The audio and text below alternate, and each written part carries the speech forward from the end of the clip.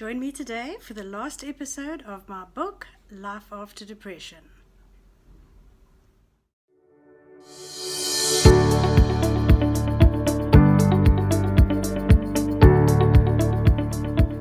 Hello YouTube friends, I hope you're all fine today and all having a great day so far. It's the beginning of a new week, so I hope that you all have a very good week.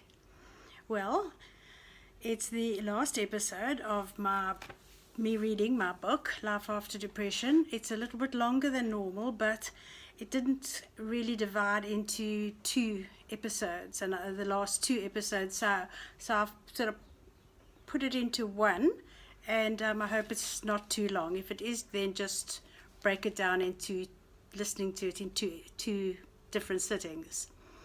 Okay, grab a cup of coffee or tea, make yourself comfortable, and here we go. And remember, if you haven't listened to the other episodes, go back to number 1, and it's all on a playlist called My Book, and start listening at number 1.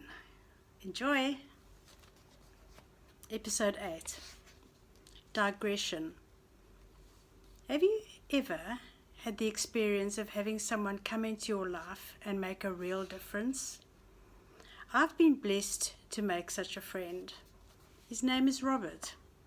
I'm sure he's got angel wings under his clothes. What a character. A laugh a minute, but also one of the most sensitive and perceptive people I've ever known. He has suffered from clinical depression his whole life, and this is obviously what has given him insight into other people's lives. He was the first person to advise me to be true to myself. I had no idea what he meant until I really gave it some thought. It's just such a simple philosophy, really, but one that has given me enormous clarity about my life. It is impossible to wear the mask I showed to the world and be true to myself at the same time. I needed to drop the mask. It's not always easy. Not everyone in your day-to-day life will enjoy this. They may even prefer you to wear the mask. They don't really want to see the real you. It's not always easy for them to deal with, but persevere. They'll get used to it. After all, you are being true to yourself, not to them. I sincerely hope I've had a positive effect on just one person's life, like Robert has had on mine. Back to the book. Yes, I've had days when I've jumped back into the driver's seat when the chauffeur was doing a perfect job driving the car and choosing the best route to take along a busy and a potholed road, keeping control of the vehicle. But I'm human, and that's what we humans do. We're so full of our own self-importance, we mostly forget that we don't know everything about everything. And today is once again the first day of the rest of my life, my journey, my road. I took over the driving for a while, and guess what? I drove straight into the rhetorical hole. I've given up the driver's job again, and I'm going to trust the designated driver knows the best route along this road. I trust the journey is going to be filled with joy, love, peace, and abundance. 8 months have passed. 8 months have passed since last sharing my life in this book, and yes, I am still absolutely fine. It is now 16 months since my last episode of severe depression. I know without a doubt that I am well and truly a survivor. Only someone who has really experienced the depths of depression will know exactly how euphoric it feels to feel normal every day. And I go to bed at night not worrying how I'm going to feel when I wake up in the morning. And yes, I do still take my medication. So much has happened in the last 8 months. I've met a man. He's turned out to be exactly the gift I needed. We are in a committed relationship and very much in love with each other. We spend lots of time together chatting, walking on the beach, sharing our joys and our concerns, and generally being best friends. I'm so grateful for him. 3 years later. You're saying to yourself, why the huge gap in completing your book? Well, prepare yourself. I've been on the journey of a lifetime and have come back to fill you in on the details. The last time I wrote was in February 2003. I've had such fun and learned so much since then. My man, whose name is Peter by the way, is still very much in my life. I've sold my house when we bought a house together and we now live together. In November 2003, 8 months after making the last entry in this book, Peter and I, whilst taking a walk along the beach, decided to go to live in England and to work there. It had been an idea of mine for a long time, and it didn't take much to talk Peter into sharing this adventure with me. I put the word adventure into inverted commas because when we were there, in the thick of work and in English living conditions, we often asked ourselves if we would do this again if we were given the choice. Once we'd made the decision to do this, it didn't take us long to rent out our house, put all of our furniture in storage, have a good party and leave the country. Put into one sentence, it all sounds quite simple. Anyone who has ever packed up their home and set off to live in another country with nowhere to live and without a job to go to will know it's not that easy. But it was an adventure, and Peter and I look back on that time with great affection. Something really significant happened in my life while I was living in England. I fulfilled a dream. Because my job took absolutely no brain power at all, I decided it would be a good time to do a course, just to keep my grey matter working. Little did I realize how that decision was going to change my life. I did a hypnotherapy and counseling course. I loved every minute of learning how to help people with their problems. I loved the fact that at last I was going to have a tool to assist me in working with people. It was a wonderful course, and I'm so glad that I did it. I have been able to set up a practice back in my hometown, and I'm having such precious experiences with people.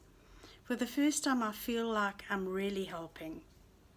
I counsel people with compulsive disorders, bad habits they've developed over the years, baggage they've collected through their lives, women who are abused, and people who just find life much too hard work. I'm so grateful to be able to do this. I work in conjunction with psychologists, and I understand that I'm not qualified to treat depressives as a sole treatment, and I'm not qualified to give advice on medication. But there is one area where I feel fully qualified: my experience. I'm now able to take that experience and put it to some good use. I'm so grateful I understand what they're talking about when they tell me about that dark place. I understand when they feel like they are too tired to carry on for another day. Am I to believe that my suffering was for a reason? I call the last chapter Happy Endings. Peter and I went to London on holiday, and on a trip to the London Eye, as we reached the top, in his normal romantic way, he asked me to marry him. He never does anything by half measures, and he certainly set the perfect scene for a proposal. We had a wonderful wedding a year later, surrounded by our children, family, and special friends, and a honeymoon in Thailand. What a blessing Peter is in my life. So often one witnesses a couple exchanging vows, promising to love each other above all else. The words are very easy to say, but the interpretation of love is often seen as that mushy feeling we have for each other in a relationship. That could be no further than the truth. Peter taught me what love really means. He cares for me. He puts my needs above his. He manages our finances so that I know I'll always be provided for. He respects me, making me feel like a real lady at all times. He has added a sense of calm and peacefulness to my life that I never thought possible. I used to paint many years ago, and over the years I lost all my creativity. He saw a couple of pieces that I'd painted and drawn and took it upon himself to get my creative juices flowing again. When we went on honeymoon, he presented me with a sketch pad and pencils. The rest is history. He has encouraged me every step of the way. And from that little sketchbook, I now have my own studio in my home where I spend many happy, fulfilled hours painting. To me, that is selfless love. He's an incredible friend to me. We can be together all day and go out to a restaurant at night with no other company and chat our heads off whilst enjoying a meal together and a bottle of wine. He's also added fun and laughter to my life. Sometimes we put some music on at home and just dance. Sometimes we dance in the kitchen while I'm cooking supper. What more could I ask for?